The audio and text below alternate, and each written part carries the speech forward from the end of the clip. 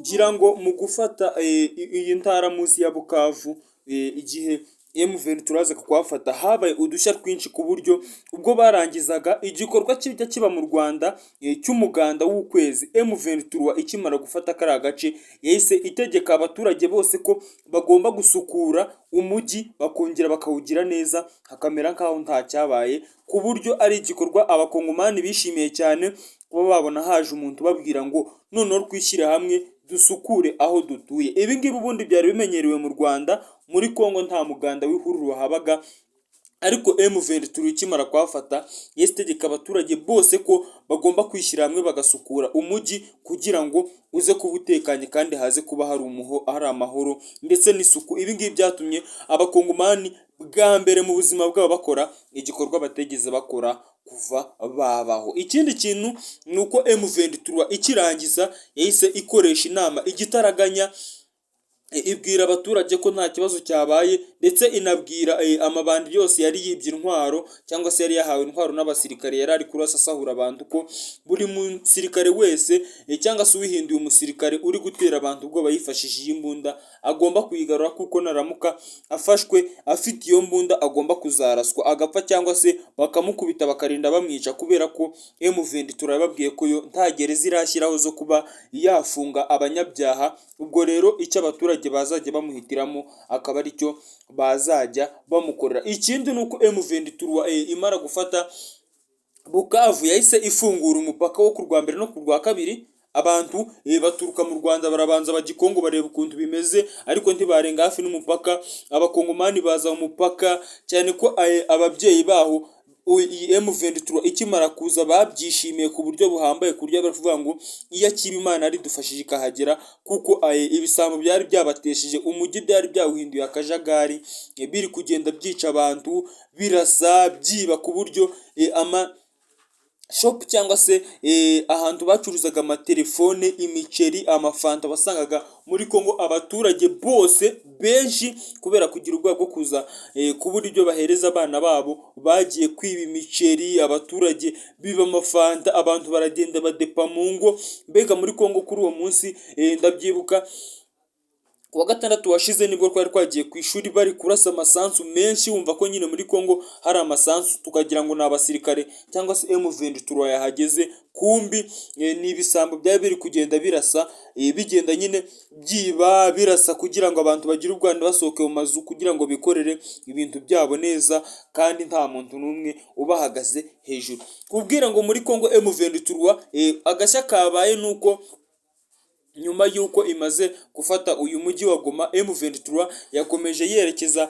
Buvira. Ubu ngubu gutya ikaba yamaze kugera muri Kamanyura. Nk'uko nabikubwiye, abaturage benshi b'igihugu cya Kongo bishimiye ko M23 naho yagenda ikahafata, ariko by'umwihariko abasirikare ba Kongo bari kurwanira hariya hakurya Kamanyura berekeza Buvira, M23 bamere nabi ku buryo hamaze gupfa abasirikare barenga muri za 500. Reka nkubwire ngo kimwe mu mategeko M23 yashyizeho, yategetse abasore bose ko bagomba kwiyogoshesha ikintu cyitwa umusatsi, ndetse nta n'umuntu wemerewe kujya muri Kongo afite umusatsi mwinshi. Wose umuntu wese uri kujya muri Kongo ari kuba afite umusatsi uringaniye, ku buryo nta bintu by'amarasta, kuko bo bavuze ko bagomba gutandukanya Kongo iyobowe na M23 ndetse na Kongo iyobowe na Kiseketi. Akaba ariyo mpamvu bategetse abasore bose gukuraho ibisatsi byinshi bakiyogoshesha bisanzwe ordinaire, ndetse n'utundi tunyogosho turi aho ngaho zitaba nyine zihenze cyane. Ikindi kandi babwiye abagore baba abanyarwanda baba abakongomani, baba bagiye gucuruza baba bagiye muri business, bose ko nta mugore wemerewe kujya muri Kongo yambaye ipantaro. Umugore agomba kugenda yambaye ikanzu cyangwa ijipo, nyine akagenda bigaragara ko ari umugore. Ikindi kandi n'abari muri Kongo, yaba umukobwa yaba umugore, ntawemerewe kwambara ipantaro ngo ave mu rugo rwe abe yagenda mu muhanda. Ni ibitenge, ni amakanzu, ni amajipo yemewe. M23 babwiye ko ibyo ngibyo batagomba kongera gutekereza kwambara amapantaro, ko ikiranga umugore ari ikanzu, ijipo n'igitenge, ikiranga umugabo kikaba ipantaro. Ibirenze kuri ibyo ngibyo ko uzaba uri gushaka kwica amategeko kandi ko uzajya ubihanirwa. Ibi ngibi byashimishije by'umwihariko ababyeyi bakuze kuba babonaga abana babo bigira uko batari, ariko hakaba haje ubuyobozi buhita buhindura ibintu byose bukabishyira ku murongo. Ikindi kandi nuko M23 turababwiye ko igiye gukoresha ibishoboka byose ku buryo uwitwa umukongomani wese aziga kandi akiga nta biciro by'amafaranga menshi bigiyeho nk'uko bigaga mbere. Ugasanga umwana kugira yige k'icyumweru ugasanga hariho famiye yishyura amadolari nka 20 ku kwezi, kandi ugasanga ni ibintu benze cyane, kandi umwana yabura amafaranga. Ugasanga hano hakurya muri Kongo nta mwana wajyaga kwiga atishyuye kabiri mu Rwanda. Ariko M23 turabwiye ko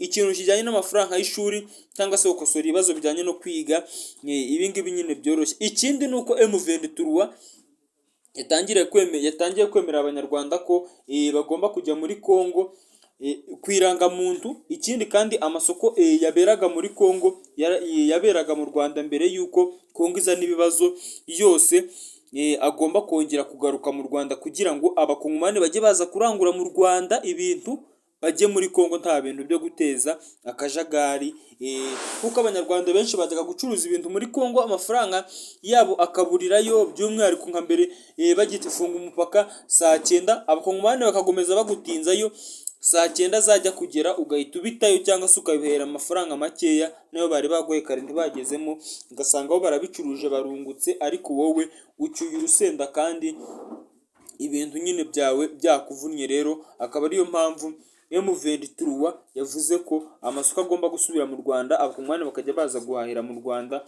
kuko byari bisanzwe. Reka ngushimire ko abanye muri kino kiganiro twabanye ndaza gisoma gusaba gukora subscribe kuri YouTube channel kugira ngo tujye tubona n'ibindi biganiro byinshi bigiye bitandukanye. Ciao ciao.